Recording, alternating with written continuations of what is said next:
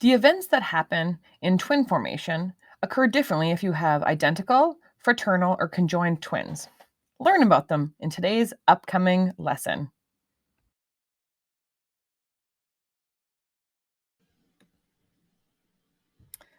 So, meiosis doesn't always happen perfectly, and mistakes can occur.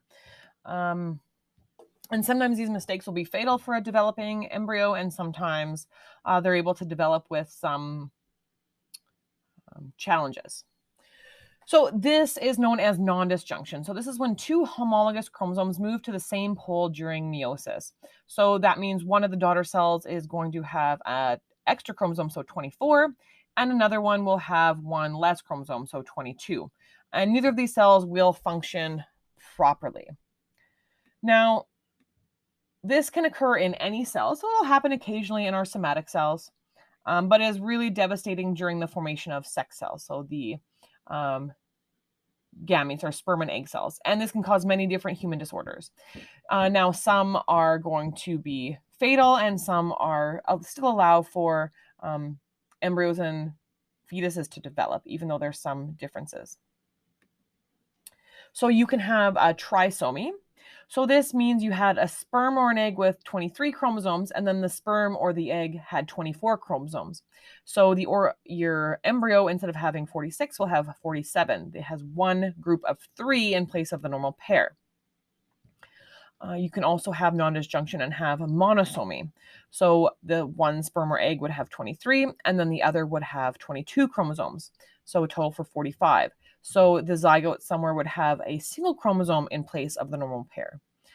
And in the case of trisomic or monosomic zygotes, each cell will contain abnormal amounts of chromosomes if that happened right at the very beginning. And there are a variety of different syndromes that can occur when this happens. So in intersex individuals, they could have both male and female external genital organs, sometimes at the same time. This can occur occasionally if female embryos are exposed to high levels of androgens or testosterone in utero, where they develop internal female reproductive organs but male external genitalia. There can also be genetic defects of children born with female external genetic genitals, because that's what all embryos want to develop as anyways. And internal male organs, so testes. And this could change at puberty with the development of a penis and the closure of the false vagina. So these are rare conditions, but they do occur during fetal development. So some common non-disjunction disorders are trisomies. So in 95% of the cases of Down syndrome, the child has an extra chromosome in the pair of 21. So they have 3 chromosome 21s instead of 2. So there's too much genetic information. So some of the symptoms are developmental delays with a wide range of abilities from high functioning to low functioning. Typically, they'll have a full round face, a creased tongue. They're a little shorter. And they'll have small noses. Roughly 1 in 600 babies are born with Down syndrome, but the age of having a baby with Down syndrome typically increases with the age of the mother because meiosis is not occurring as easily in her ovaries. And in her 40s, woman has a roughly a 1 in 40 chance of having a baby with Down syndrome, which is 25 times greater than a woman in their 20s. So there's lots of different screening programs for people to see if their developing embryo or fetus has a trisomy. So here's what somebody with Down syndrome possibly could look like. We can see they have a little bit of a smaller nose, a rounder face, a larger forehead, typically lower set ears and wider set eyes. And like I said, they could be from high functioning to low functioning in their mental abilities. So Turner syndrome occurs when there is non-disjunction of the sex chromosomes. So this is a monosomic disorder which produces females with only one X chromosome. So in the egg cell, both homologous X chromosomes move to the same pole during meiosis 1, but the egg cell then will be fertilized by a normal sperm cell and then a zygote with one X is produced, so 45 chromosomes. So the egg cell actually had no sex chromosomes in it before it was fertilized. Females with Turner syndrome don't develop sexually because they don't have enough genetic material to produce the estrogen in their body to have many secondary female sex characteristics at puberty. They typically have short and wide necks. This is roughly 1 in 10,000 births, but most of these fetuses typically are miscarried before their 20th week of pregnancy, but children who are born do tend to live relatively normal lives. So here we have an image of somebody with Turner syndrome, and we can see that short, wide neck. So Klinefelter syndrome can be a non-disjunction at either of the sperm or the egg, where the child will inherit 2 X chromosomes. So it could be an egg where during the final phase of meiosis, the second X chromosome wasn't removed, and 1 Y chromosome. So then the sperm could have 1 X and 1 Y chromosome. And so typically the genetic code would be XXY for this individual. The child will typically appear male at birth because of that Y chromosome, but sexual maturity produces female sex hormones because of the 2 X chromosomes. And these individuals would be sterile. They're not able to have children. It occurs roughly 1 in 1,000 births. So if they appear as male, they will have poor beard growth. They'd have fewer chest hairs. They'll get breast development, wider hips, a female pubic hair pattern, small testes, and long legs. So some male external characteristics, but female secondary sex characteristics. So Pateau syndrome can again be non-disjunction in either the sperm or the egg, and this is also known as trisomy 13. And it can also be caused by mutations of chromosome 13. It has very serious and mental abnormalities.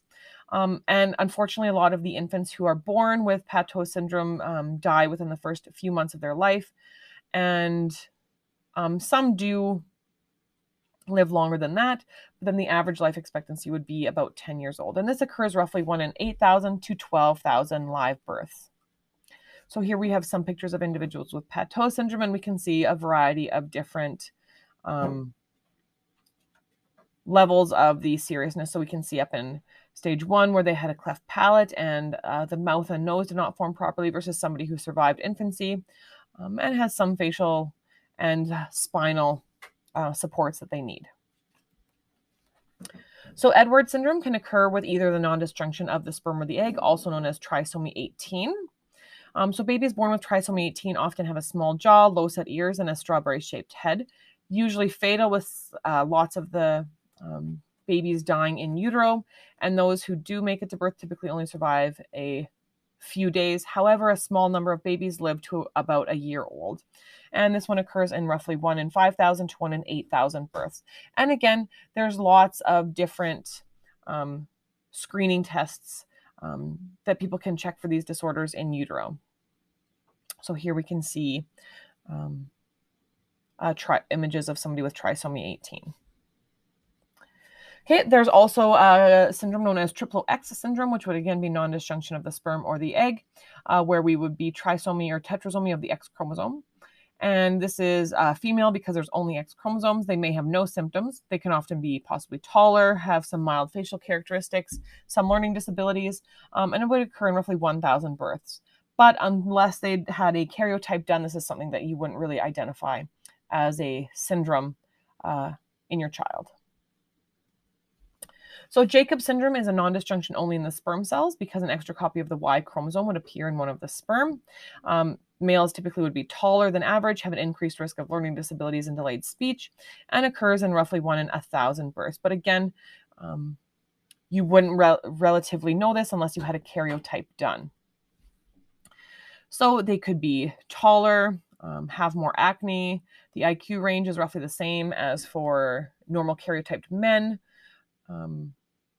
And despite decades of science, there's that minor risk for any other hypermasculine condition. So you might find this out if there was issues trying to have children, but other than that, unless you had a karyotype done, you wouldn't really identify this as a syndrome.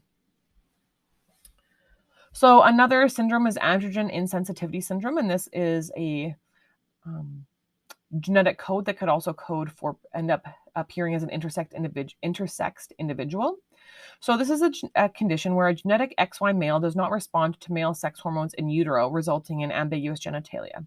So again, all embryos develop as female until testosterone is produced at a certain stage of development, masculinizing the fetus and producing testes and a penis.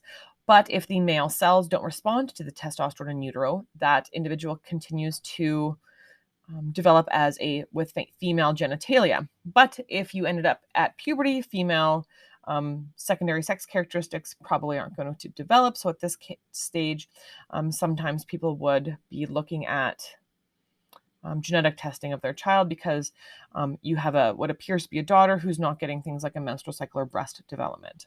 And they would be sterile individuals. So XX females can also develop ambiguous female genitalia after being exposed to high levels of androgens in the womb. And there's a wide variety of hormones in females. So there's been several cases of the International Athletics Association doing testosterone testing on women to ensure that they have appropriate levels of testosterone to compete in running events. And one of the women who's had to undergo some of these very invasive investigations is Caster Semenya. So she's a runner from an African country, and she was just blowing world records out of the water since she was quite a young athlete. And there's some other women as well, typically from the African continent, who are testing that they have naturally higher levels of testosterone in their body. Female, but have higher levels of testosterone in their body. And this is just the way they've developed since they were in utero. So a variety of different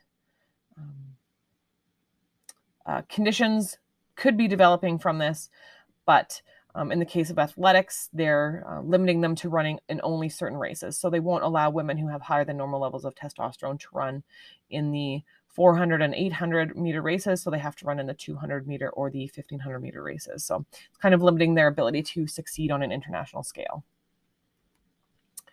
Okay, so like I said, there's lots of screening tests to look for some of these conditions. One of them is an ultrasound, where you can locate the position of the developing fetus and look to see if there's any physical abnormalities.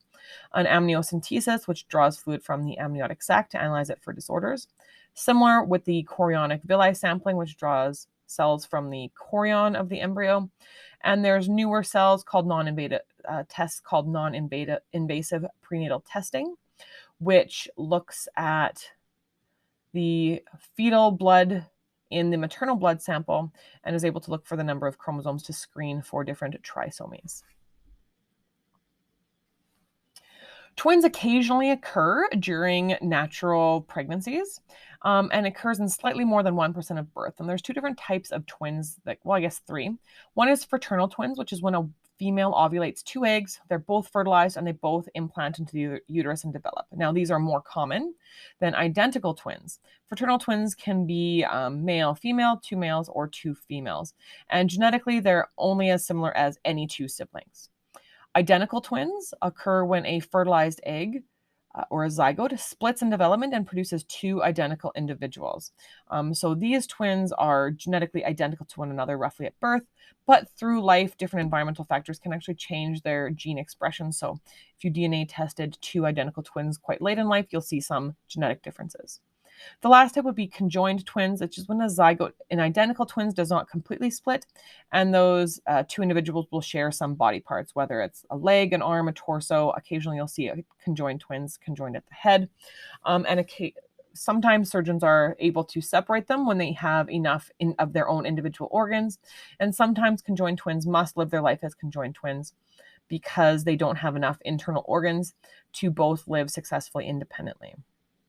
So there's a lot of different disorders that can occur during meiosis and then the following embryonic and fetal development, but this happens very rarely. And in the case that it does, there are many people who live successful lives afterwards. Hope you enjoyed today's lesson. Take care. Bye.